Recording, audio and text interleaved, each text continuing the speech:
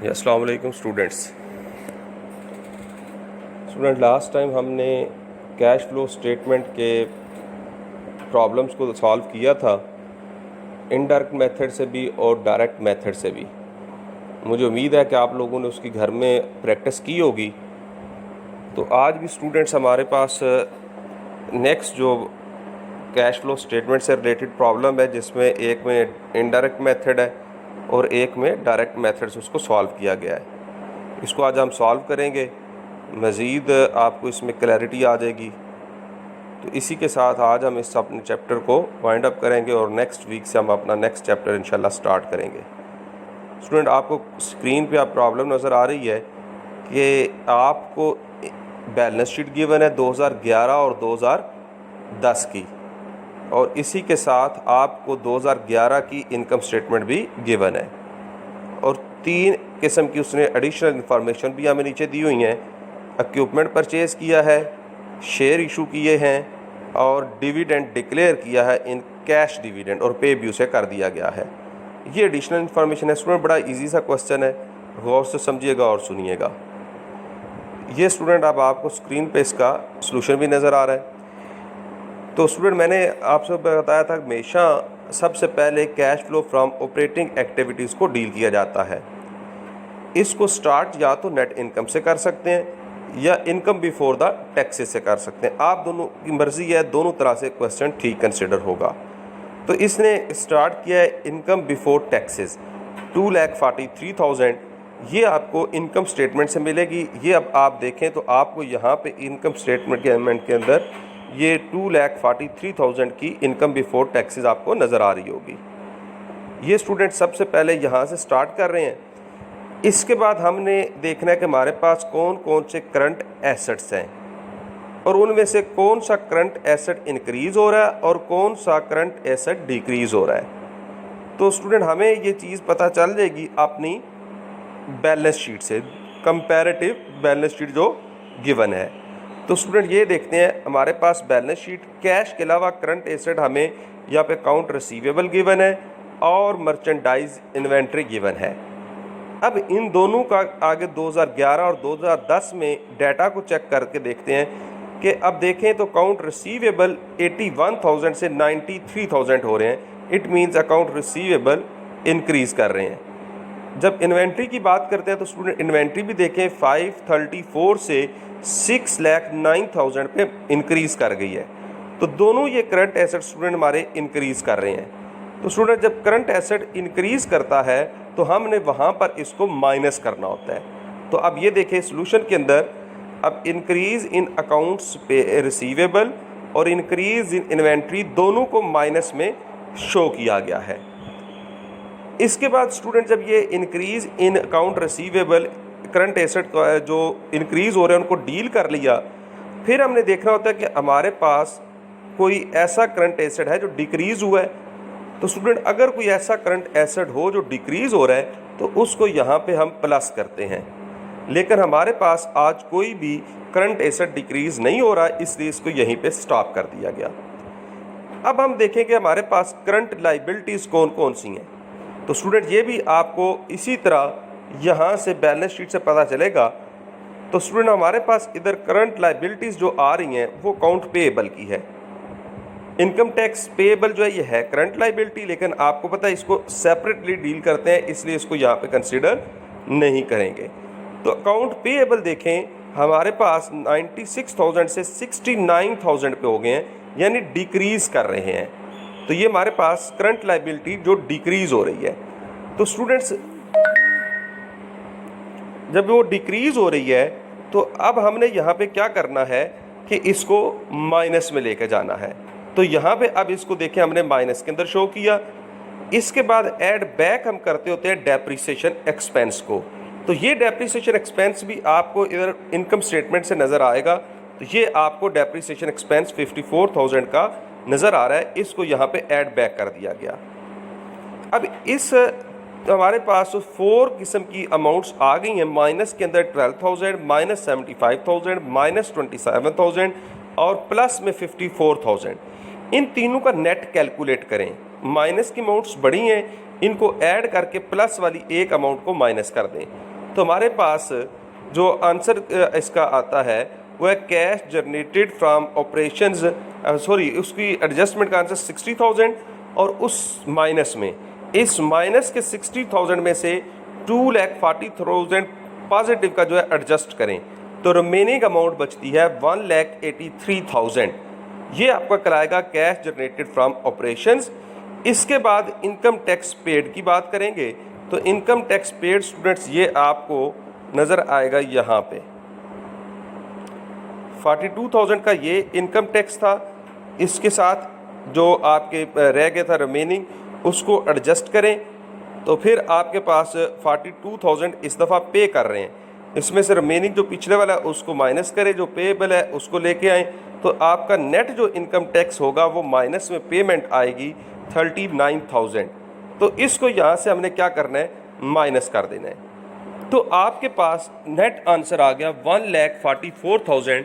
ये आपका कहलाएगा cash provided from operating activities. ये स्टूडेंट पहला सेक्शन हमारे पास कंप्लीट हो जाता है। इसके बाद दूसरा सेक्शन स्टार्ट होता है cash flow from investing activities का। इसके लिए स्टूडेंट ये 3 एडिशनल इन्फॉर्मेशन थी, इनमें देखें आपको लिखा हुआ पहली एडजस्टमेंट के अंदर नज़र आ रहा होगा परचेज्ड इक्विपमेंट ₹36,000। ये 36,000 के इक्विपमेंट खरीदे हैं। इन्वेस्टिंग एक्टिविटी में कैश जा रहा है हमारे पास से डिक्रीज़ हो रहा है, इसलिए इसको माइनस में यहाँ पे हमने शो करना है। और ये एक ही हमें एक्टिविटी गिवन थी इन्वेस्टिंग की, तो इसी के साथ ये हमारा सेकंड पोर्शन जो है वो भी यहाँ पे कंप्लीट हो जाता है। इसके बाद बात करते हैं हम अपने तीसरे पोर्शन की जो है cash flow from financing activities.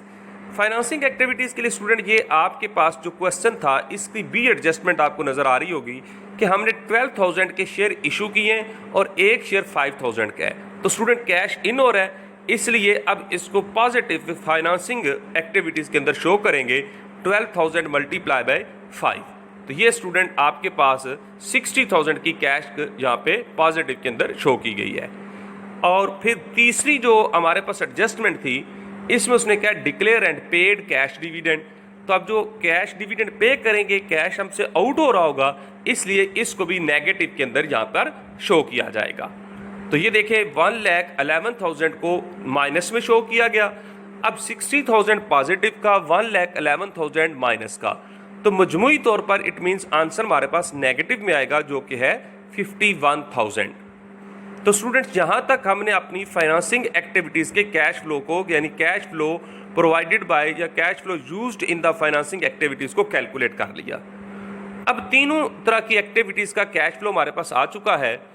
Cash flow from operations जो था वो 1,44,000 पॉजिटिव का, cash flow from investing activities minus का 36,000 और माइनस के 51,000 cash flow from financing activities. Minus वाली को दोनों को ऐड कर लें 36,000 और 51,000 को, और इसमें एडजस्ट करें पॉजिटिव के 1,44,000 को।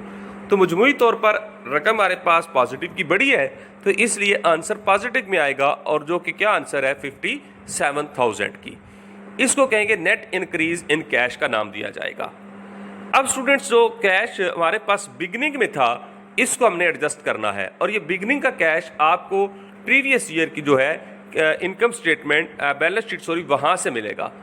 तो ये आपके पास कैश फ्लो एट बिगनिंग 11,000, ये 2011 के, ये आपको 2010 के अंदर जो है 17,000, ये आपका बिगनिंग का कैश है 2011 का। इसको अब आप यहाँ पर ले आएँ और ऐड कर देंगे, और फिर जो आंसर हमारे पास नेट 57,000 और 1,17,000 को ऐड करने से आया वो है 1,74,000। That is the closing balance या एंडिंग बैलेंस ऑफ कैश। ये ही बैलेंस आपका क्लोजिंग बैलेंस शीट के अंदर शो हो रहा होगा। ये और वो बैलेंस सेम होगा, तो इट मीन्स आपकी कैश फ्लो स्टेटमेंट ठीक प्रीपेयर्ड हुई है, अदरवाइज इसमें कोई ना कोई मिस्टेक होगी। तो हम अब इसको चेक कर लेते हैं। तो हमने देखा कि 2011 की जो बैलेंस शीट थी वहाँ पे भी हमारे कैश का अमाउंट जो बैलेंस शो था वो 1,74,000 था। It means our question is correct. तो हमने यहाँ तक जो है अपनी वर्किंग जो है इनडायरेक्ट मेथड से स्टूडेंट्स ठीक कंप्लीट कर ली है।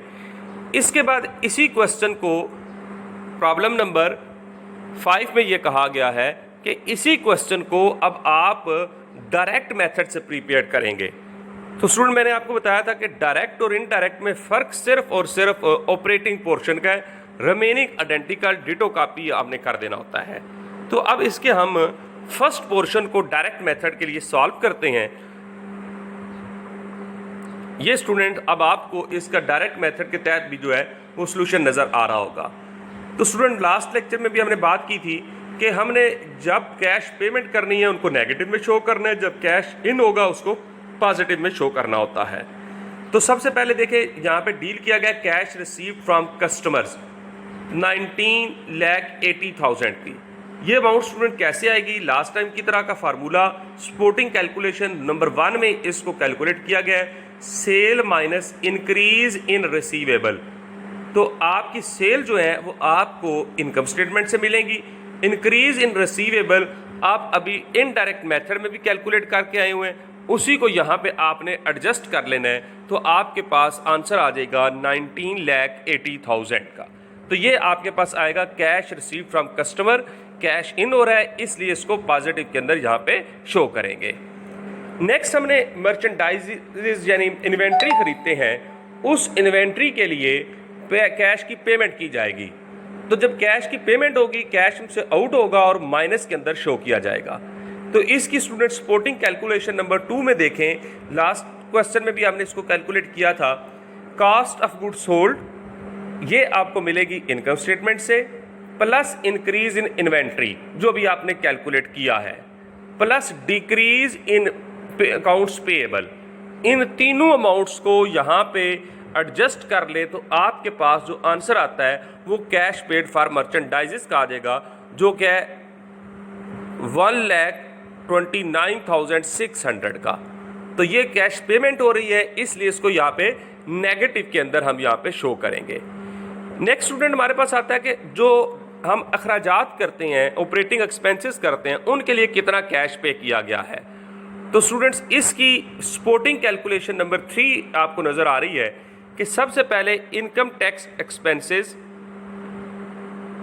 ये आपकी इनकम टैक्स की कैलकुलेशन है। सपोर्टिंग कैलकुलेशन में cash paid for operating activities के लिए ये इनकम स्टेटमेंट में आपको यहाँ पे मिल जाएंगे। ये 501,000 के आपको अदर एक्सपेंसेस नज़र आ रहे हैं। डेप्रीसिएशन हमारा एक्सपेंस जो है वो नॉन कैश है, उसको यहाँ पे हमने कंसीडर नहीं करना होता।